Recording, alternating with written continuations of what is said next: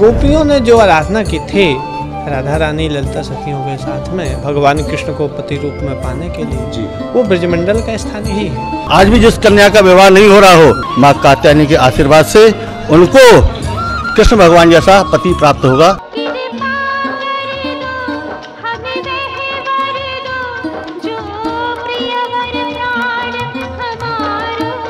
माता कात्यायनी के जिस रूप को पुत्री के रूप में पाने के लिए महर्षि कात्यायन ने भगवती परम्बा की उपासना की थी, उसी भक्ति भाव से बरसाने की श्री राधा हाथ में पूजा की थाल लिए वृंदावन आई थी।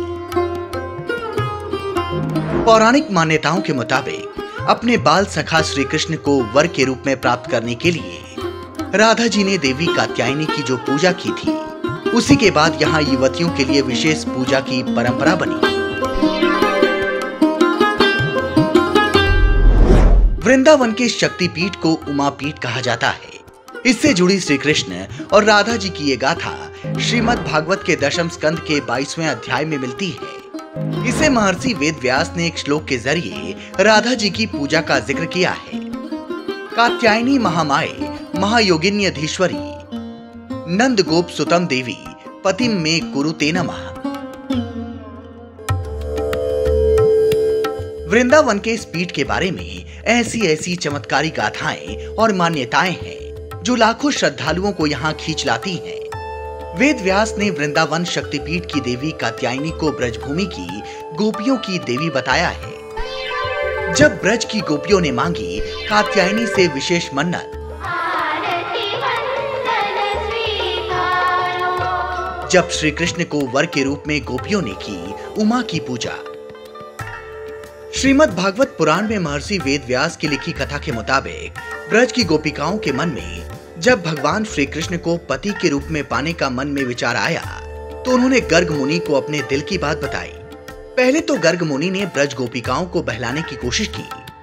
उन्होंने श्री कृष्ण और राधा के शाश्वत प्रेम का उदाहरण देकर उनका ध्यान भटकाने की कोशिश की, लेकिन गोपियों का अटल संकल्प देखकर उन्होंने देवी वृंदा के पास जाने को कहा। तब देवी वृंदा ने गोपियों से कहा कि अगर श्री कृष्ण को वर के रूप में पाना है तो मां कात्यायनी की आराधना करो। वृंदा देवी द्वारा बताई विधि के अनुसार गोपियों ने यमुना के तट पर बालुई मिट्टी से मां कात्यायनी का श्रीविग्रह बनाया और उनकी पूजा के साथ 1 महीने का व्रत का संकल्प लिया। इस पर प्रसन्न हुई मां ने गोपियों को वरदान दे दिया। पौराणिक कथाओं के मुताबिक देवी कात्यायनी के वरदान का ही असर था कि भगवान श्री कृष्ण ने गौवंश और ब्रज ग्वालाओं का रूप धरकर 1 साल तक ब्रज में निवास किया। भगवान कृष्ण गोपियों के पति के रूप में उनके घर पर रहे थे।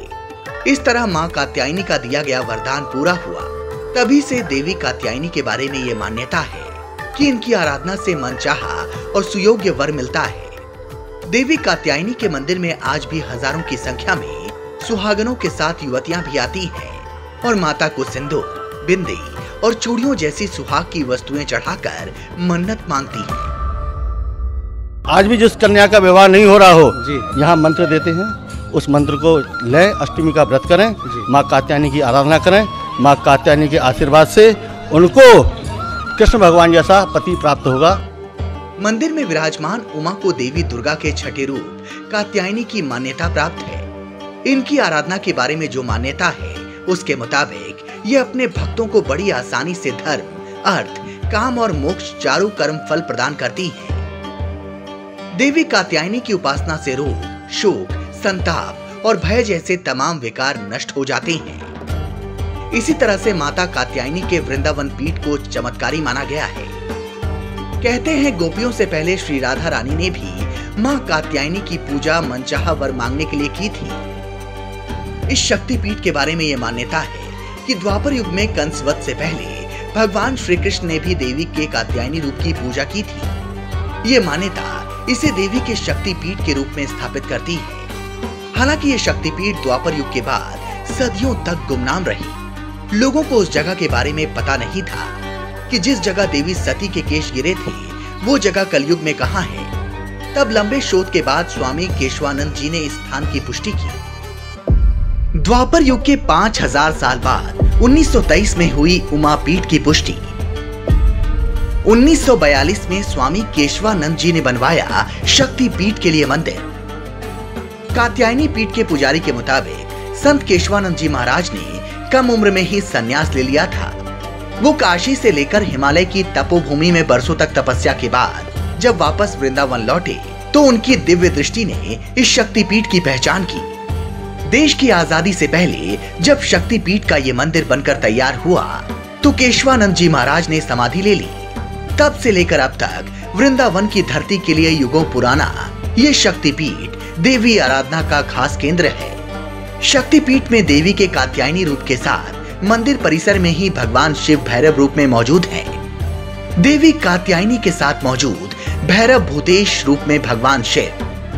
हमारी पौराणिक मान्यताओं में शक्तिपीठों में जो अंग विशेष की पूजा की जाती है वो भगवान शिव के भैरव रूप के बिना अधूरी मानी जाती है। इसके पीछे मान्यता ये है कि भगवान शिव ने जिस तरह सुर असुर संग्राम में देवी सती का क्रोध शांत किया था, उसी तरह भैरव रूप में उनकी शक्तियां आज के शक्ति पीठों में जागृत करते हैं।